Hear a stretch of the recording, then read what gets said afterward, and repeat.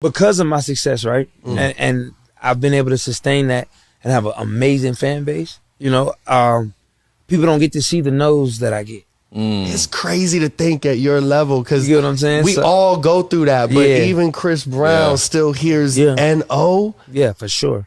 And that's frustrating, right? Yeah, and then it's like I don't try to put that in the front of my mind or in the back of my mind. I just go through it, you know, because at the end of the day, as long as I'm able to do what I'm doing, this music and being able to inspire people, like I'm like, cool, it's all good. They'll see.